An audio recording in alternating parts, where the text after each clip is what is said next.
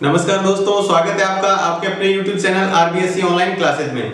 आज से हम बात करने जा रहे हैं आपके बायो के बारे में, यानी फर्स्ट चैप्टर से स्टार्ट करेंगे। आपकी पूरी बायो अब से लगातार चलेगी। बायो के चैप्टर हैं वो लगातार चलते जाएंगे, तो लगातार देखते रहें। यह पूरी बायो आपको बहुत ही अच्छी तरीके से समझाई जाएगी, ना सिर्फ समझाई जाएगी बल्कि आपको बहुत ही अच्छी तरीके से सिखाई भी जाएगी।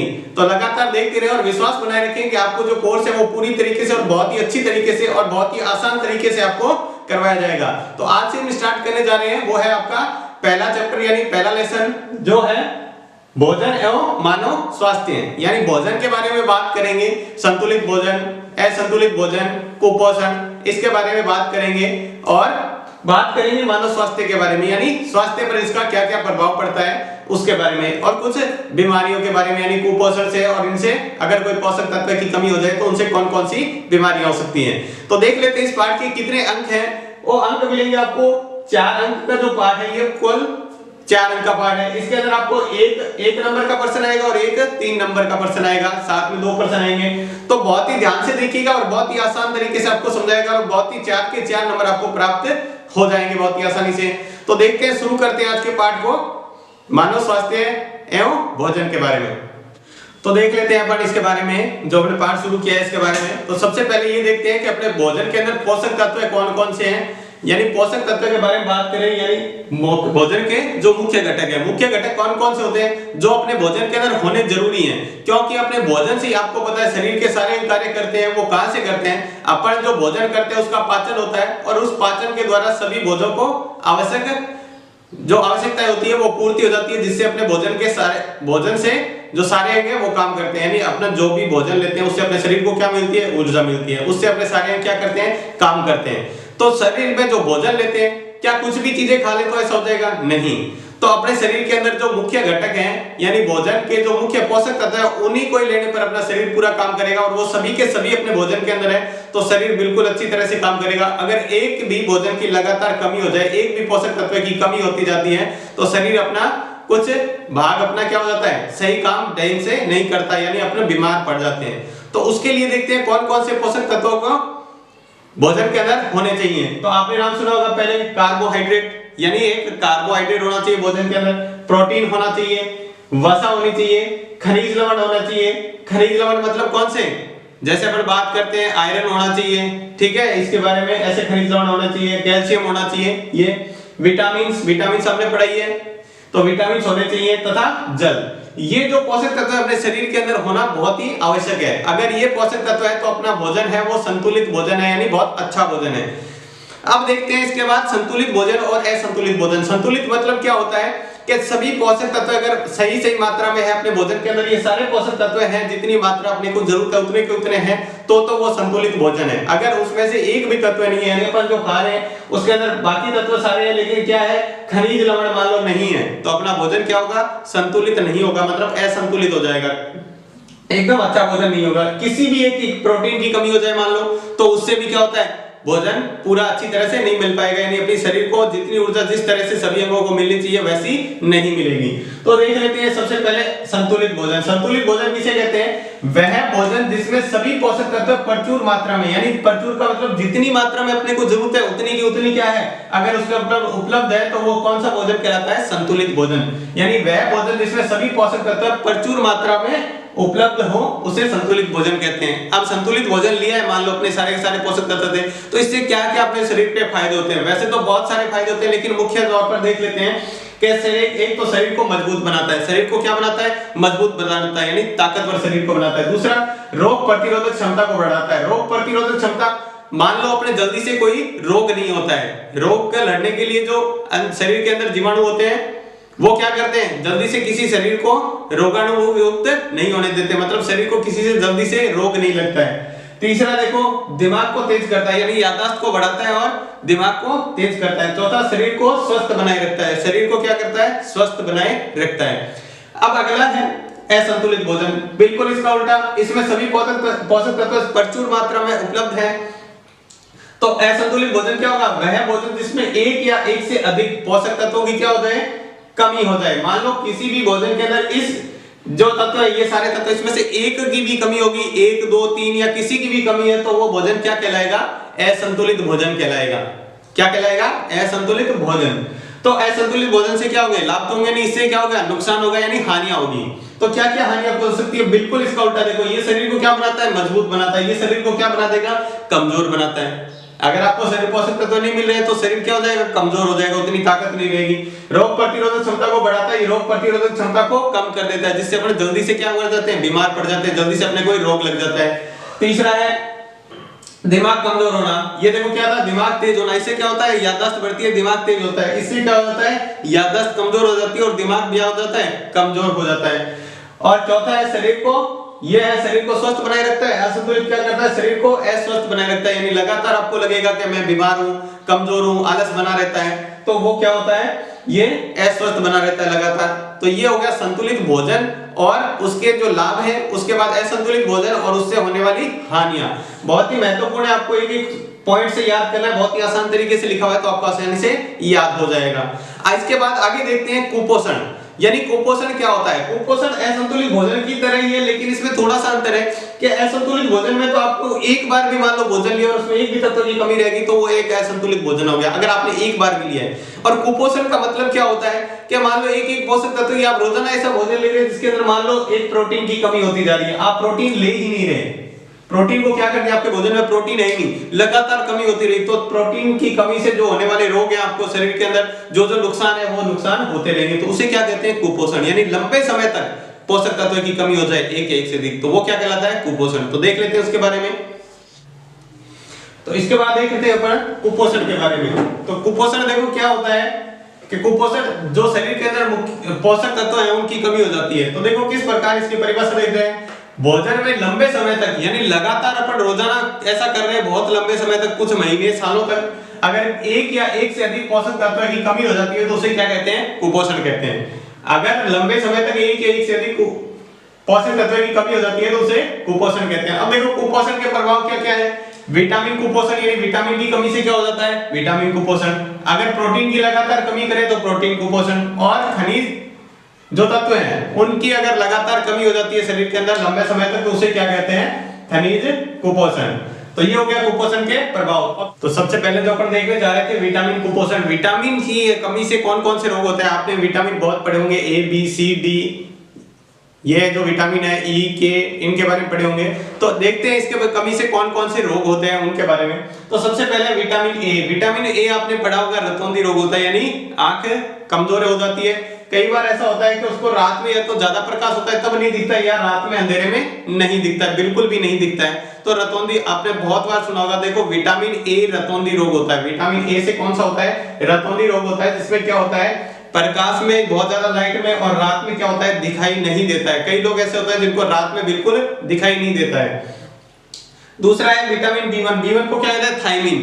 थायमिन की कमी से कौन सा रोग होता है? देखो नाम ऐसे पूछ सकते हैं, थायमिन की कमी से होने वाला रोग। तो देखो थायमिन की कमी से आप अपने को याद रखना है, बी1 को क्या कहते हैं? थायमिन कहते हैं। कौन सा रोग होता है? बेरी-बेरी। बेरी-बेरी रोग में क्या होता है? हृदय की धड़कन जो नॉर्मल अपने कहते हैं कि 1 मिनट में कितनी बार धड़कता है? 72 बार। तो ये 72 बार धड़कता है तो इसकी धड़कन क्या हो जाती है? कम हो जाती है। ठीक है। और जो शरीर होता है, पेशियां क्या हो जाती है? तंत्रिका, जो तंत्रिकाएं होती है, यानी अपने शरीर को सभी अंगों तक जो सूचनाएं पहुंचाने वाला काम करती है, वो क्या हो जाती है? कमजोर हो जाती है। यानी एक तो क्या हो जाती है? हृदय की धड़कन कम हो जाती है, और दूसरा क्या है? पेशियां कमजोर हो जाती है। पेशियां और तंत्रिकाएं क्या हो जाती है? कमजोर हो जाती है, जिससे अपने शरीर के सभी अंगों तक सूचनाएं नहीं पहुंच पाती सही समय पर। तीसरा देखो राइबोफ्लेविन कौन सा होता है? B2। यानी पहले हो गया ए रतौंधी, B1 से बेरी-बेरी, B2 से देखो राइबोफ्लेविन। राइबोफ्लेविन B2 का नाम क्या है? विटामिन B2 का राइबोफ्लेविन। इससे रोग कौन सा होता है? देखो राइबोफ्लेविन याद कर लिया तो राइबोफ्लेविनोसिस। राइबोफ्लेविनोसिस, राइबोफ्लेविनोसिस कई बार पढ़ेंगे तो याद हो जाएगा। इसमें क्या होता है? मुंह की त्वचा, यानी मुंह के आसपास का जो एरिया होता है यहाँ से फट जाता है, यानी पपड़ियां बनने लग जाती है, यहाँ से फटने लग जाता है बहुत अच्छी तरीके से। और क्या होता है, जैसे अपने सर्दियों में ऐसा होता है कि त्वचा फटने लग जाती है, वैसा क्या होता है गर्मियों में इस विटामिन की कमी से कभी भी क्या हो जाता है, मुंह के आसपास की त्वचा फट जाती है और क्या हो जाती है, याददाश्त कमजोर हो जाती है, स्मृति की में कमी आ जाती है, मतलब याददाश्त ज्यादा नहीं रहती, धीरे धीरे कमजोर हो जाती है इस विटामिन की अगर लगातार शरीर में कमी होती रहे। उसके बाद देखो विटामिन बी थ्री कौन सा होता है, नियासिन। बी3 को कहते हैं नियासिन। कौन सा रोग होता है, प्लेग्रा रोग। प्लेग्रा रोग में क्या होता है, जीभ के ऊपर और शरीर के आसपास, यहाँ बहुत सारे लोग देखते हैं जिनका मुंह के आसपास की त्वचा क्या हो जाती है, बहुत ज्यादा फटी हुई रहती है, सही नहीं रहती है, काफी लोग ऐसे होते हैं। और उनके जीभ पर भी क्या हो जाती है, जैसे त्वचा सूख कर, यानी जो अपनी स्किन है वो सूख कर पपड़ियां बनने लग जाती है, वो क्या होता है, ये जो रोग होता है वो नियासिन की कमी से यानी बी3 की कमी से, जो प्लेग्रा के लक्षण है, यानी ये विटामिन है उसकी कमी से होने वाले रोग हो गए और ये उसके लक्षण, यानी कैसे अपने पता लगा पाएंगे कि इसके अंदर कौन सी बीमारी यानी कौन से विटामिन की कमी है। अगला देखो पांचवा है एस्कॉर्बिक अम्ल यानी विटामिन सी से एस्कॉर्बिक अम्ल, और रोग कौन सा होता है, स्कर्वी। देखो सी से एस्कॉर्बिक अम्ल, सी से स्कर्वी, एस्कॉर्बिक अम्ल और स्कर्वी रोग होता है इससे। इसमें क्या होता है लक्षण, कैसे पता चलेगा, आप कई बार देखते हैं अपने जो दांतों के मसूड़े होते हैं उसके अंदर खून आता रहता है लगातार, कई लोगों के अपन दांत देखते हैं सामने से उसके लगातार खून आता रहता है, तो वो किसकी कमी से होता है, विटामिन सी की कमी से। और क्या होता है, त्वचा पर चकत्ते बन जाते हैं, त्वचा पर छोटे छोटे निशान जैसे धब्बे जैसे बन जाते हैं, वो किसका होता है, विटामिन सी की कमी से। सी की कमी, विटामिन सी का नाम क्या है, एस्कॉर्बिक अम्ल। जो एस्कॉर्बिक अम्ल होता है उसका, जिसको विटामिन सी कहते हैं, जिससे रोग कौन सा होता है, स्कर्वी रोग। उसके बाद अगला है चौथा कैल्सीफिरोल यानी विटामिन डी होता है, उसको क्या कहते हैं, कैल्सीफिरोल। विटामिन डी का नाम होता है वो है कैल्सीफिरोल, यानी इसकी कमी से कौन सा रोग होता है, रिकेटस। कौन सा रोग होता है, रिकेटस। पैरों की हड्डियां आप देखते हैं बीच में से अच्छी तरह से घुटने सीधे नहीं रहते, आपस में मुड़ जाते हैं, ऐसे आपस में ऐसे मुड़ रहे थे वो ऐसे आपस में मुड़ जाते हैं, तो उनकी वजह से जो रोग होने वाला है वो कौन सी कमी से होता है, विटामिन डी की कमी से। तो ये देखो विटामिन की कमी से होने वाले रोग हो गए। दोबारा से एक बार जल्दी से देख देते हैं। विटामिन ए की कमी से रोग होता है वो होता है रतौंधी रोग, और उसके लक्षण क्या है, आपको रात में अंधेरे में दिखाई नहीं देता है, ठीक है। दूसरा है विटामिन बी1 जिसका नाम है थायमीन। कौन सा रोग होता है, बी1 से बेरी रोग। इससे क्या होता है, हृदय की धड़कन कम हो जाती है और तंत्रिकाएं कमजोर हो जाती है। तीसरा है राइबोफ्लेविन, विटामिन बी2 का नाम क्या है, राइबोफ्लेविनोसिस। इससे रोग होता है मुंह और जीभ की त्वचा क्या होती है, मुख और त्वचा क्या हो जाती है, शरीर की त्वचा फट जाती है और स्मृति में क्या आ जाती है, कमी आ जाती है। तीसरा देखो नियासिन से कौन सा रोग होता है, प्लेग्रा रोग। कौन सा, प्लेग्रा, यानी बी3 का नाम है नियासिन, इससे प्लेग्रा रोग होता है। जीभ व त्वचा क्या हो जाती है, पपड़ियां बन जाती है, जीभ पर और त्वचा पर क्या हो जाती है, पपड़ियां बन जाती है। चौथा है विटामिन सी का नाम क्या है, एस्कॉर्बिक अम्ल, और इससे कौन सा रोग होता है, स्कर्वी रोग। ये मसूड़ों में क्या होता है, खून आने लग जाता है, जिससे अपन कह देंगे विटामिन सी की कमी है। या फिर क्या हो जाता है, शरीर पर धब्बे बन जाते हैं, चकत्ते बन जाते हैं, निशान बन जाते हैं, उससे क्या होता है, ये रोग होता है। तीसरा है, अगला है जो विटामिन डी का नाम क्या है, कैल्सीफिरोल। क्या नाम है, कैल्सीफिरोल। कौन सा रोग होता है, रिकेटस। कौन सा रोग होता है इसे, रिकेटस। और क्या हो जाती है, पैरों की हड्डियां यानी घुटने क्या हो जाते हैं, आपस में मुड़ जाते हैं। तो ये था। तो विटामिन कुपोषण के बाद में आप देख लेते हैं प्रोटीन कुपोषण। प्रोटीन कुपोषण किसे कहते हैं, विटामिन कुपोषण किसे कहते हैं, अगर शरीर के अंदर लगातार विटामिन की कमी हो रही है तो उससे क्या हो जाता है, विटामिन कुपोषण।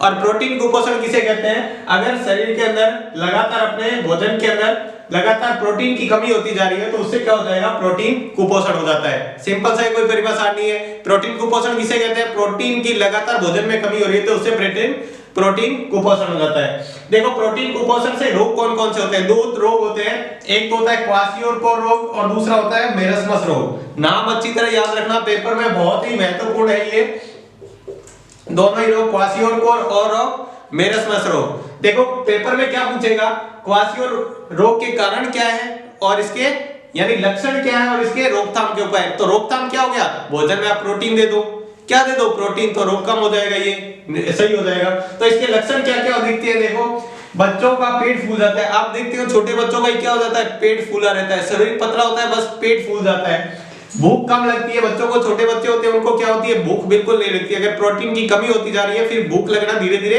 बंद हो जाती है। स्वभाव चिड़चिड़ा हो जाता है, मतलब बच्चे क्या करते हैं, चिड़चिड़े स्वभाव के हो जाते हैं जिनसे, और त्वचा क्या हो जाती है, पीली पड़ जाती है, सूख जाती है, नहीं सूखी हो जाती है, काली पड़ जाती है और धब्बेदार त्वचा प्रकार लग जाते हैं, छोटे छोटे धब्बे जैसे होने लग जाते हैं। तो उससे क्या होता है, ये क्वासियोर के लक्षण है। यानी इनमें से ये दिखेंगे तो आपको ये लगेगा कि प्रोटीन की कमी होती जा रही है शरीर के अंदर। तो आप लगातार प्रोटीन देते रहें। रोकथाम का उपाय क्या है इसका, कि लगातार प्रोटीन देते रहेंगे तो वापस ये कमी सही हो जाएगी। यानी बच्चों के पेट का फूलना, भूख कम लगना और स्वभाव चिड़चिड़ा होना, त्वचा पीली, शुष्क व काली और धब्बेदार हो जाती है, ये क्वासियोर के लक्षण है।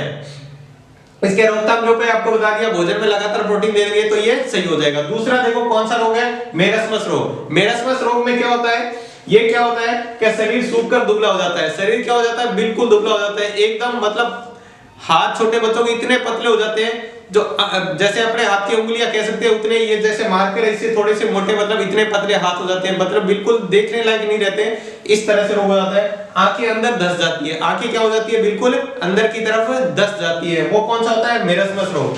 अब मेरस्मस रोग रोकथाम के उपाय वापस वही कि ये किसकी कमी से हो रहा है, प्रोटीन की कमी से। तो भोजन में वापस लगातार प्रोटीन देंगे तो ये रोग क्या हो जाएगा, सही हो जाएगा। तो ये था प्रोटीन कुपोषण। प्रोटीन कुपोषण किसकी कमी से होता है, प्रोटीन की कमी से।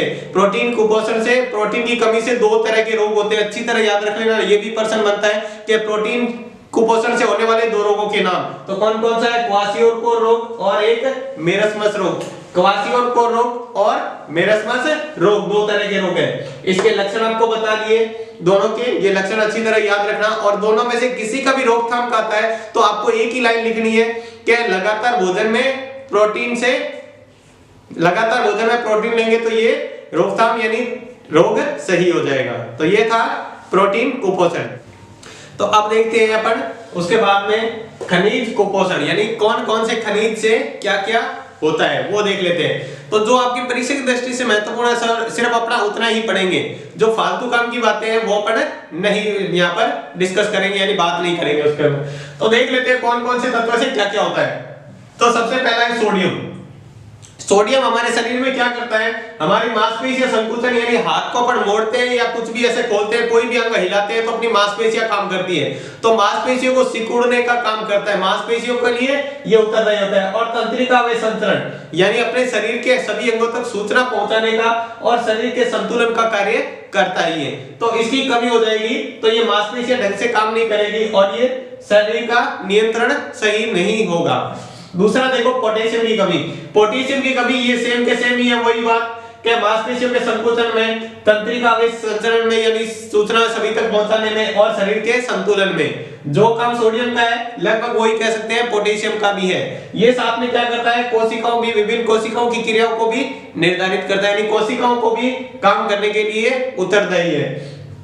तीसरा है कैल्शियम। कैल्शियम तो अपन सभी पढ़ते हैं, हड्डियों की मजबूती के लिए होता है। अगर अपन दांत और हड्डियां हैं उनको मजबूत बनाना है तो कैल्शियम की लगातार मात्रा, जितनी उचित मात्रा है उतनी लेनी पड़ती है। अगर कैल्शियम की अपने शरीर में कमी हो जाए तो हड्डियां कमजोर हो जाती है। हड्डियां क्या हो जाती है, कमजोर होकर मुड़ने लगती है।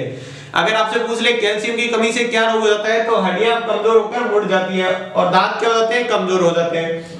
उसके बाद है फास्फोरस। फास्फोरस क्या करता है, ये कैल्शियम के साथ मिलकर वही काम करता है। फास्फोरस और कैल्शियम दोनों एक ही काम करते हैं। ये देखो सिंपल सा याद करना है, ये दोनों का एक ही काम है। सोडियम और पोटेशियम दोनों एक ही काम करते हैं। क्या करते हैं, मांसपेशीय संकुचन का और तंत्रिका अवयव संचरण का काम करते हैं और शरीर के संतुलन का काम करते हैं। यही काम पोटेशियम करता है। और जो काम कैल्शियम करता है, देखो हड्डियों और दांतों को मजबूत बनाता है, वो पोटेशियम फास्फोरस भी वही करता है कैल्शियम के साथ मिलकर। ये भी कैल्शियम के साथ मिलकर क्या करता है, हड्डियों के लिए उत्तरदायी, यानी हड्डियों को मजबूत बनाता है, हड्डियों और दांतों को मजबूत बनाता है। पांचवा देखो लोह तत्व है। आपको पता है हमारे शरीर में क्या होता है, हीमोग्लोबिन होता है। क्या होता है, हमारे रक्त के अंदर होता है हीमोग्लोबिन। वो क्या करता है, लोह तत्वों की कमी से वो हीमोग्लोबिन की मात्रा बढ़ती है। तो अगर उसको अपने शरीर में लगातार लोह तत्व की कमी हो जाए तो अपने शरीर के अंदर क्या हो जाएगा, हीमोग्लोबिन कम हो जाएगा, जिससे अपने शरीर के बहुत सारे रोग हो सकते हैं। ठीक है, तो यानी हीमोग्लोबिन किसके लिए, लोह तत्व से क्या बनता है शरीर के अंदर, रुधिर के अंदर, यानी रक्त के अंदर जो अपना खून होता है उसको रुधिर बोलते हैं। रुधिर के अंदर क्या बनता है, हीमोग्लोबिन का निर्माण इससे होता है। दूसरा है आयोडीन। आयोडीन से अपन सारे सुनते ही है, थायरोक्सिन हार्मोन का निर्माण करता है। ये क्या करता है, अपने शरीर के अंदर एक हार्मोन होता है जो अपन, ये जो हड्डियों को रुधिर में हीमोग्लोबिन के बारे में और यहाँ थायरोक्सिन हार्मोन अगले सेकंड चैप्टर के अंदर बहुत अच्छी तरह से इसको डिटेल में बात करेंगे, तो आपको बहुत ही अच्छी तरह समझ में आ जाएगा। ये कि क्या हीमोग्लोबिन होता है, क्या इसके कार्य होते हैं, किस तरह से होता है ये, और ये थायरोक्सिन हार्मोन क्या होता है, क्या कार्य करता है, वो भी अपन अच्छी तरह सीख लेंगे। तो आयोडीन क्या करता है, थायरोक्सिन हार्मोन का निर्माण करता है। ये थायरोक्सिन हार्मोन क्या करता है, अपने शरीर के अंदर जो घेंगा रोग आपने सुना होगा उसको नियंत्रित करता है। अगर आयोडीन की लगातार कमी हो जाती है तो घेंगा रोग हो जाता है। घेंगा रोग में क्या होता है कि अपना यहाँ से गला बहुत ज्यादा सूज जाता है, बड़ा हो जाता है बहुत ज्यादा, तो ऐसा रोग हो जाता है। तो दो यहाँ पर महत्वपूर्ण पॉइंट है जो एक नंबर पर्सन के लिए बहुत ही महत्वपूर्ण है। पहला पॉइंट देखो क्या है कि लोह तत्व की कमी से रक्तहीनता, रक्तहीनता मतलब क्या कहते हैं, खून की कमी हो जाती है शरीर के अंदर, जिसे एनीमिया भी कहते हैं। अच्छी तरह याद रखना, रक्तहीनता को एनीमिया भी कहते हैं, यानी खून की कमी हो जाती है शरीर के अंदर। ये यहाँ पे लिखा हुआ है देखो, एनीमिया के अंदर क्या होता है, रक्त की खून की कमी हो जाती है, और चेहरा क्या हो जाता है, पीला पड़ जाता है, चेहरा बिल्कुल पीला पड़ जाता है और रक्त की कमी हो जाती है। ये जो लिखा है एनीमिया खून की कमी, इसके कारण लिखा है, ये थायराइड वाला अलग है। उसके बाद देखो आयोडीन की कमी से, आयोडीन की कमी से बताया, ये देखो इसकी कमी से होने वाला रोग है ये, यानी लोह तत्व की कमी से कौन सा होता है, रक्तहीनता या एनीमिया। एनीमिया किसे कहते हैं, खून की कमी हो जाना शरीर के अंदर।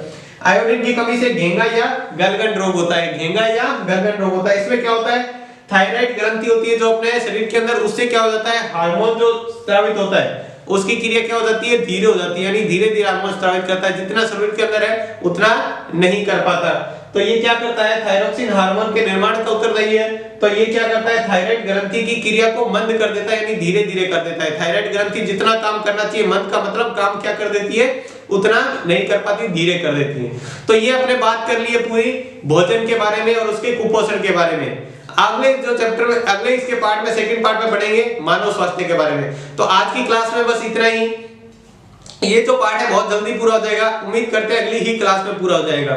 तो आपको ये क्लास में समझ में आई होगी। अगर आपको हमारे पढ़ाने से 1% भी अगर फायदा हो रहा है तो प्लीज हमारे चैनल को सब्सक्राइब करें और लाइक करें। धन्यवाद।